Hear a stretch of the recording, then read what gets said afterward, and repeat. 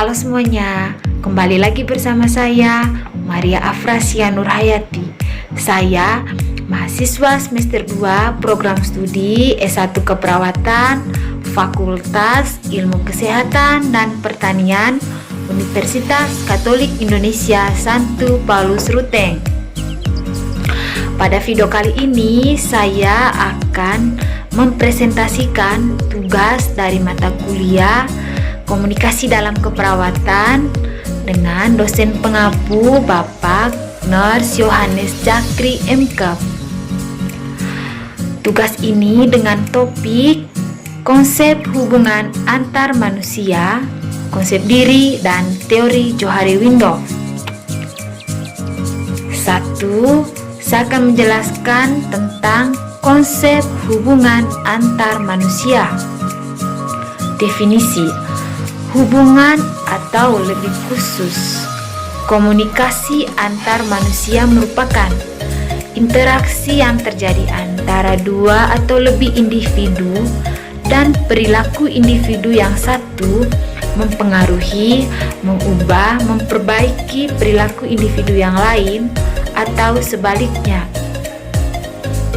Interaksi yang terjadi dapat secara langsung dengan bertatap muka, berbicara, bercanda, atau diskusi bersama. Hubungan antar manusia atau human relation memiliki pengertian, yaitu pengertian dalam arti luas dan pengertian dalam arti sempit. Dalam arti luas, artinya komunikasi persuasif yang dilakukan oleh seseorang dengan yang lain secara bertatap muka dalam segala bidang kehidupan. Yang kedua, dalam arti sempitnya, komunikasi persuasif yang dilakukan oleh seseorang kepada orang lain secara bertatap muka dalam situasi kerja dan dalam organisasi. Pengertian hubungan antar manusia menurut para ahli. 1. Menurut H. Bonner 1975, ia mengatakan bahwa interaksi adalah hubungan antara dua atau lebih individu manusia dan perilaku individu yang satu mempengaruhi, mengubah, dan memperbaiki perilaku individu lain atau sebaliknya.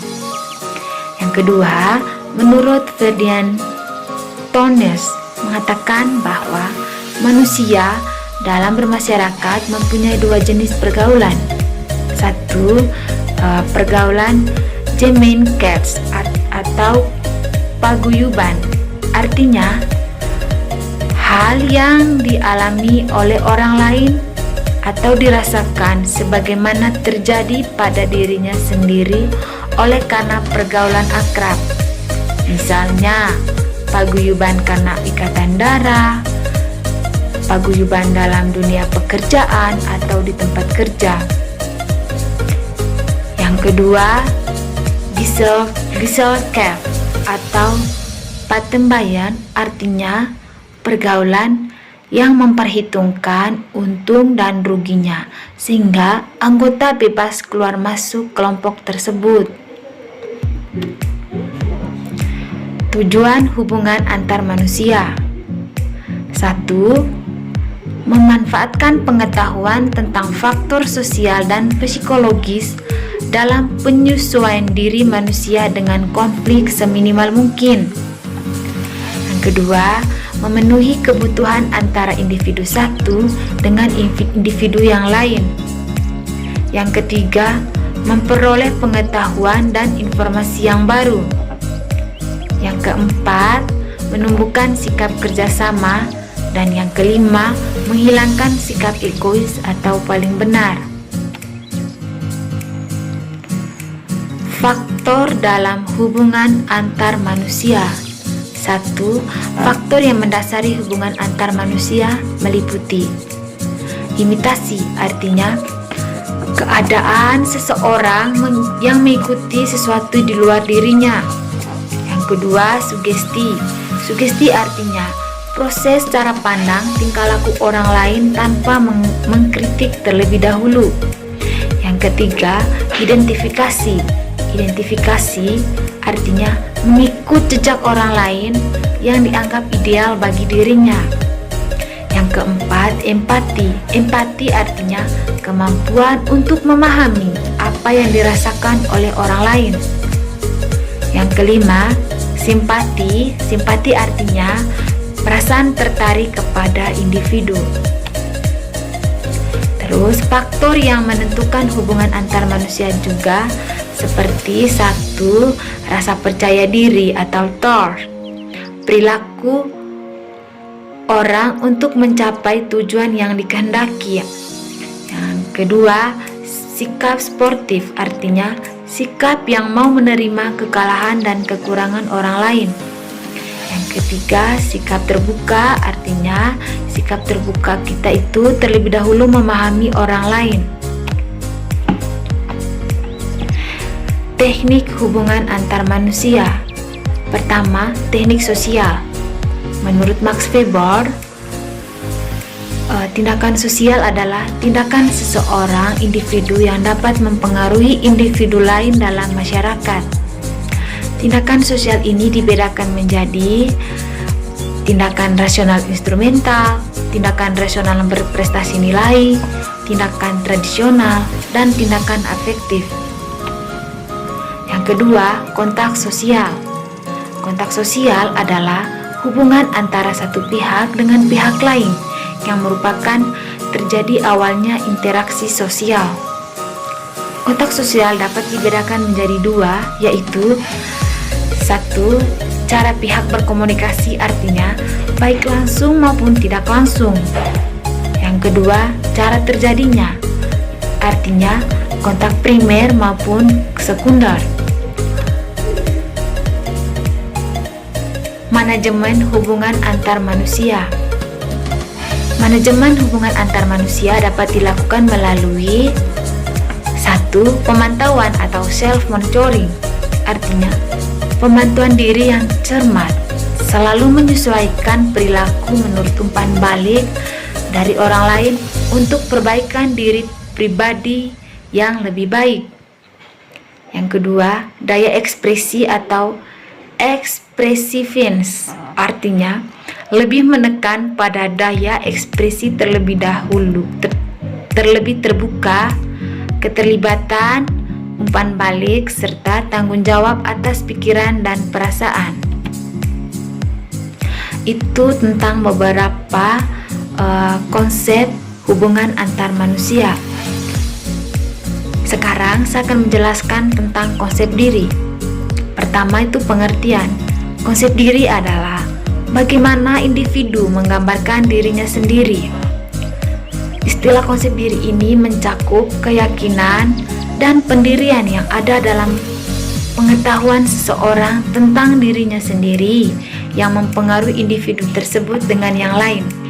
Ini menurut Donald L. Wong bersama DKK 2009. Tujuan konsep diri. 1. Untuk mengetahui apa yang dimiliki diri sendiri. 2. Sebagai bentuk penghargaan terhadap diri sendiri tentang kemungkinan menjadi apa kelak. Yang ketiga, menilai diri sendiri sebagai pengukur keadaan. Yang keempat, mengobservasi diri sendiri dalam tindakan. Dan yang kelima, mengevaluasi setiap tindakan sehingga mengerti dan memahami tingkah laku dapat diterima oleh lingkungan. Manfaat konsep diri. Konsep diri memiliki beberapa manfaat antara lain 1. Memberikan rasa nyaman dan percaya diri. 2. Memberikan semangat. 3. Memberikan keberanian. Dan 4. Memberikan kebebasan, kedamaian, dan kebahagiaan. Jenis-jenis konsep diri. Menurut Bors dalam rahmatnya 2024-2025 mengatakan ada 2 macam pada konsep diri, yaitu orang yang memiliki konsep diri positif, artinya yakin akan kemampuan mengatasi masalah, merasa setara dengan orang lain, menerima pujian tanpa rasa malu. Sedangkan orang yang memiliki konsep diri negatif artinya peka terhadap kritik, pesimis terhadap kompetisi. Faktor-faktor yang mempengaruhi konsep diri. 1. Tingkat perkembangan dan kematangan, artinya perkembangan seperti dukungan mental. 2. Budaya, anak-anak yang diadopsi dari orang tuanya. 3. Sumber eksternal dan internal, artinya kekuatan dan perkembangan pada individu dan di luar individu. 4. Pengalaman sukses dan gagal, artinya ada kecenderungan, ada riwayat sukses dan gagal. Dan yang kelima, stresor, artinya proses yang normal dari kematangan. Tahap-tahap perkembangan konsep diri. 1. Bayi. Bayi, kebutuhan seorang bayi adalah pemberi kebutuhan primer dan hubungan dengan pemberi perawat. Yang kedua, toddler, artinya anak-anak beralih dari ketergantungan diri kepada rasa kemandirian. Yang ketiga itu usia prasekolah.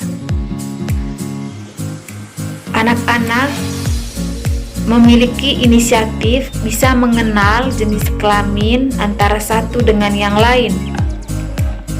Yang keempat, anak usia sekolah, artinya pertumbuhan menjadi lebih lengkap, banyak mendapat keterampilan motorik. Yang kelima, masa remaja. Yang keenam, masa dewasa muda. Dan yang ketujuh, lansia. Langkah-langkah membangun konsep diri. 1. Belajar menyukai diri sendiri atau cinta diri sendiri. 2. Mengembangkan pikiran positif. 3. Hubungan interpersonal harus dibina dengan baik. 4. Proaktif. 5. Menjaga keseimbangan hidup. Hambatan dalam membangun konsep diri. 1. Hambatan yang berasal dari lingkungan, itu misalnya sistem yang dianut, misalnya lingkungan kerja yang tidak mendukung. Yang kedua, hambatan yang berasal dari individu sendiri, misalnya sikap prasangka, tidak memiliki tujuan, dan pribadi yang kerdil. Pengaruh perawat dalam konsep diri. 1. Perasaan perawat sendiri mengenai kesehatan dan penyakit. 2. Bagaimana perawat bereaksi terhadap stres. 3. Kekuatan komunikasi nonverbal dengan klien dan keluarganya dan bagaimana hal tersebut ditunjukkan. Yang keempat, nilai dan harapan pribadi apa yang ditunjukkan dan mempengaruhi klien. Yang kelima, bagaimana pendekatan tidak menghakimi dapat bermanfaat bagi klien. Itu saja tentang mengenai konsep diri. Sekarang saya akan menjelaskan tentang teori Johari-Window. 1. Pengertian. Joseph Lutfa and Harrington Ingham mengatakan konsep Johari-Window sebagai perwujudan sebagaimana seseorang berhubungan dengan orang lain yang digambarkan sebagai sebuah jendela atau sering disebut dengan teori kesadaran diri. Model teori Johari-Window. 1. Open area atau daerah terbuka, artinya informasi diri kita yang tidak diketahui orang lain seperti nama, jabatan, pangkat, dan status perkawinan. Yang kedua,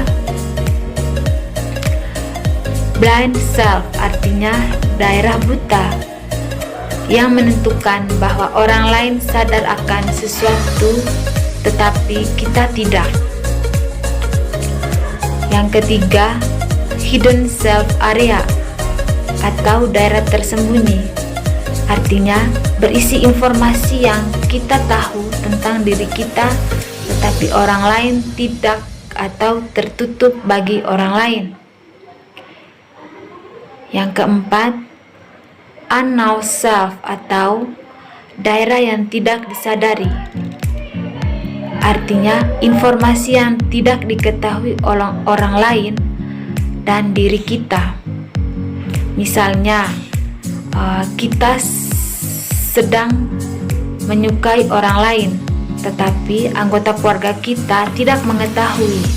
Dalam hal ini dalam dunia percintaan, dunia perasaan cinta kepada seseorang, keluarga kita tidak mengetahui apakah kita menyukai seseorang itu, dan kita juga tidak akan pernah bisa mengungkap perasaan itu kepadanya. Demikian tentang teori Johari Window. Terima kasih, itu saja mengenai konsep hubungan antar manusia, konsep diri, dan teori Johari Window.